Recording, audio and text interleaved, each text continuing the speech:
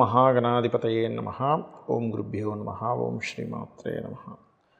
అరుణాం కరుణాతరంగితాక్షీం ధృతపాశాంకుశపుష్పబాణచాపాం అనిమాదిభిరావృతాం మయూకైః అహమిత్యేవ విభావయే భవానీం. శ్రీమాత్రే నమః. 3వ తేదీ నుంచి 9వ తేదీ వరకు ఉన్నటువంటి గ్రహస్థితి ఏ విధంగా ఉంది అని చూసుకున్నట్లయితే, ముఖ్యంగా ఇక్కడ గురువు శుక్రుడు ఇద్దరు కూడా మిథునంలో కలిసి ఉన్నారు. రవి బుధులు కర్కాటకంలోని, మరియు అదేవిధంగా సింహంలో కేతువు, కన్యారాశిలో కుజుడు, వృశ్చికంలో ఉండేటువంటి చంద్రుడు ఈ వారం రోజుల పాటు 3-4 రాశులు తిరుగుతాడు. అలాగే కుంభంలో రాహువు, మీనంలో శని యొక్క సంచారం వక్రించి ఉన్నది. ఈ యొక్క గ్రహస్థితిని అనుసరించి ద్వాదశ లగ్నాల వారికి లగ్నం తెలియకపోతే రాశి చూసుకోండి. ఇక్కడ ఏమీ కన్ఫ్యూజన్ లేదు. రాశి తెలిస్తే రాసే చూసుకోండి, లగ్నం తెలిస్తే లగ్నం చూసుకోండి. చాలామంది కన్ఫ్యూజ్ అవుతున్నాయి, ఏమంటే లగ్నం చూసుకోవాలా రాశి చూసుకోవాలా. లగ్నం తెలిస్తే లగ్నం చాలా ఎక్కువ రోల్ ప్లే చేస్తుంది. తెలీదు, సెకండరీ. మన మనసు చంద్రుడు కాబట్టి రాశి చూసుకోవచ్చు. అయితే ఈ యొక్క విషయాలు చెప్తుంది నేనైనప్పటికీ కూడా చెప్పిస్తుంది సాక్షాత్ లలిత అమ్మవారిగా భావిస్తూ ఒక్కొక్క విషయం గురించి మనం తెలుసుకుందాం. సింహలగ్నము, సింహరాశి. ఈ వారం మొత్తము కూడా సింహం వారు ప్రధానంగా 3-4 తేదీలు ఏదైనా ఇన్వెస్ట్మెంట్స్ చేసేటువంటి విషయాలలో కాస్త జాగ్రత్తగా ఉండండి. అలాగే మరొక విషయం ఏంటంటే, ఇక్కడ గమనించుకున్నట్లయితే వీరికి గతంలో ఉన్నటువంటి స్ట్రెస్ మాత్రం ఖచ్చితంగా తగ్గుతుంది. కాకపోతే 2వ స్థానంలోకి కుజుడు వెళ్ళినందుకు కొద్దిగా ఈ భూమి మూలంగా, స్కాలర్షిప్స్ మూలంగా కొంత ధనయోగం వస్తున్నప్పటికీ ఈ ధన సంబంధించిన విషయంలోనే ఈ కుజుడు శత్రుక్షేత్రంలో ఉన్నందుకు కొద్దిగా గొడవ వాతావరణం కూడా వస్తూ ఉంటుంది. కాకపోతే లాభంలో 2 గ్రహాలు ఉన్నందుకు ఖచ్చితంగా ఆ 2 గ్రహాలకి సంబంధించినటువంటి విషయంలో మీకు లాభం ఉంటుంది. అంటే ఏమిటి? వ్యాపార లాభాలు ఖచ్చితంగా ఉంటాయని అర్థం.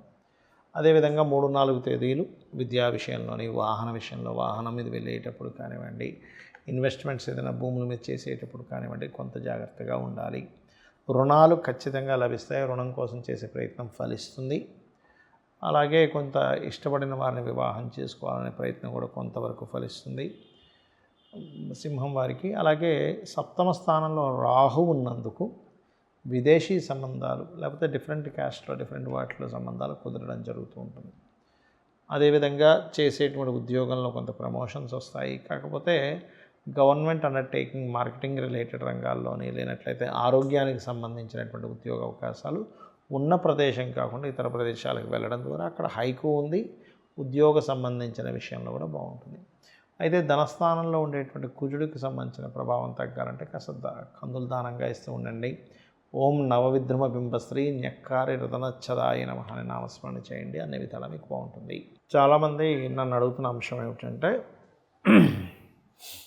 ఒకే మహాదశ నడుస్తుంది, ఆ దశ ఇంతకాలం ఉంటుందని చెప్తుంటారు.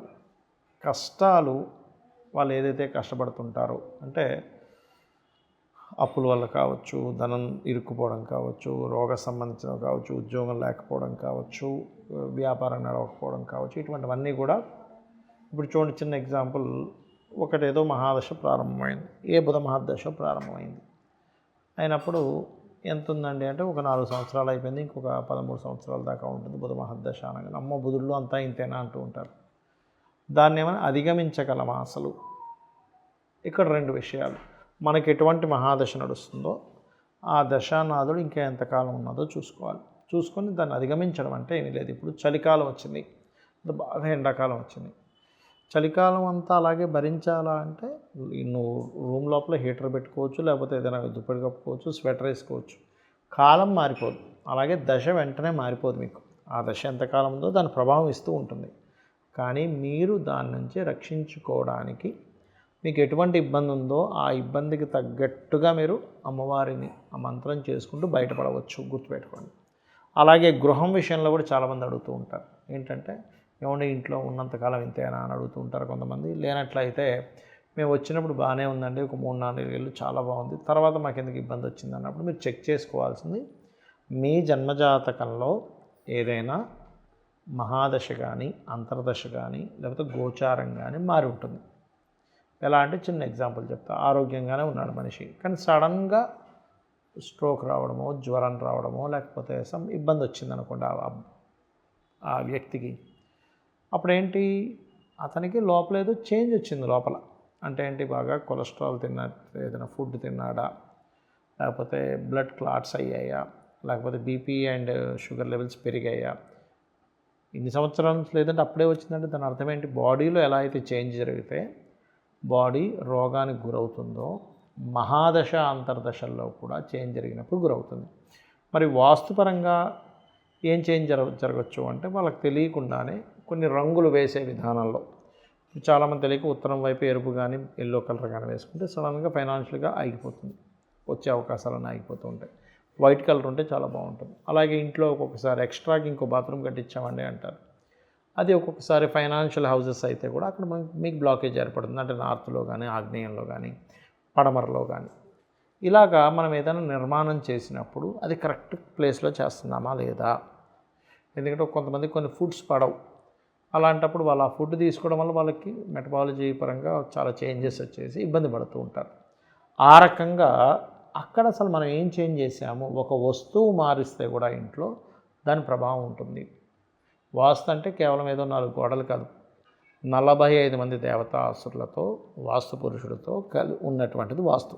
ఓకే, ఇప్పుడు మనం దాన్ని ఎలా అర్థం చేసుకోవాలంటే ఇంట్లో నిర్మాణము, డోర్ పాయింట్స్, కలర్స్, వస్తువు, యాక్టివిటీ, ఆ వస్తువుతో కూడిన యాక్టివిటీ. అంటే ఎక్కడ తింటున్నాం, ఎక్కడ బాత్రూమ్స్ కట్టుకున్నాం, ఎటువైపు నిద్రపోతున్నాం, ఎక్కడ ఎటువంటి యాక్టివిటీ చేస్తున్నాం. చాలామంది తెలియక ఐరన్ బాక్సెస్ లాంటివి అవి కూడా దక్షిణంలో పెట్టకుండా ఉత్తరంలో పెడుతుంటారు. అది ఫైరీ ఎలిమెంట్, పంచభూతాలతో సంబంధంగా ఉంటుంది.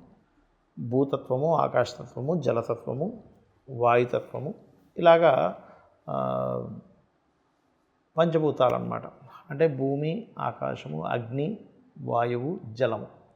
ఈ పంచతత్వాల్లో ఇన్బ్యాలెన్స్ ఏర్పడినప్పుడు మీకు ఆ ఇంట్లో బాగానే ఉన్నాం కానీ ఏమైంది అంటే ఇటువంటి దోషాలు ఏర్పడుతుంటాయి. సో కొంతమంది తెలియక తీసుకొచ్చి ఏదో బరువులు తీసుకొచ్చి ఎదురు పెడతారు బిల్డింగ్ మీద, లేకపోతే చెత్త అంతా తీసుకెళ్ళి బిల్డింగ్ మీద వేస్తారు. అది ఏ జోన్ అయింది, ఇప్పుడు ఆగ్నేయంలో వేసాడు చెత్త అంతా తీసుకెళ్ళి, ఏమైపోతుంది, మనీ మొత్తం బ్లాకేజ్ ఏర్పడడం, అనవసరమైన వాటికి డబ్బులు ఖర్చు పెట్టడం, ఇట్లాంటివి అవుతూ ఉంటాయి. సో ఇంట్లో ఏదైనా యాక్టివిటీ జరిగిందా, మహాదశలు ఏమైనా మారాయా, దానికి సింపుల్గా ధనపరంగా ఇబ్బంది వచ్చింది, ఓం సంపత్కరీ సమారూఢ సింధుర వ్రజ సేవితాయ నమః. అప్పులు ఇచ్చాము, లేకపోతే అప్పులు ఎక్కువగా ఉన్నాయి, ఓం అపర్ణాయే నమః.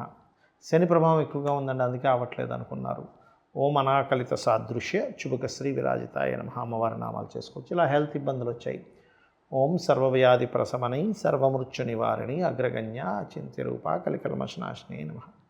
ఇలా ఒక్కొక్క దానికి ఒక్కొక్క అమ్మవారి నామాలు ఉంటాయి. దానికి సంబంధించిన దానం ఉంటుంది.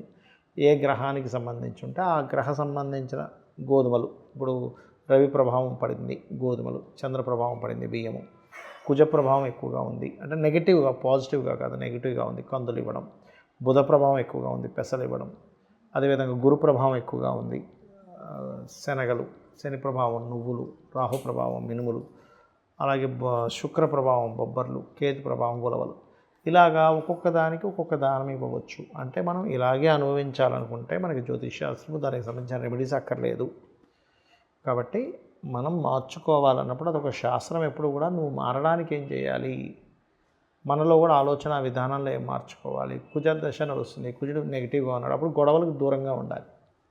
శుక్రదశ నడుస్తుంది, శుక్రుడు నెగిటివ్గా ఉన్నాడు, కొన్ని యాక్టివిటీస్కి దూరంగా ఉండాలి. 12వ స్థానంలో ఉండే మహాదశలు, 12వ స్థానంలో వ్యసనాన్ని ఇచ్చేటువంటి దశలు నడుస్తున్నాయి, వ్యసనానికి దూరంగా ఉండాలి. అలాగా మనం లైఫ్ స్టైల్ ఏం మార్చుకోవాలి, ఇంట్లోనే ఏమైనా మార్పు వచ్చిందా, మహాదశ అంతర్దశలో ఏమైనా మార్పు వచ్చిందా, దానికి ఏం చేసుకోవాలనేటువంటి తెలుసుకుంటూ రైట్ టైంలో రైట్ డెసిషన్స్, రైట్ యాక్టివిటీస్ చేయడం వల్ల మన జీవితం ఖచ్చితంగా బాగుంటుంది. శ్రీమాత్రే నమః.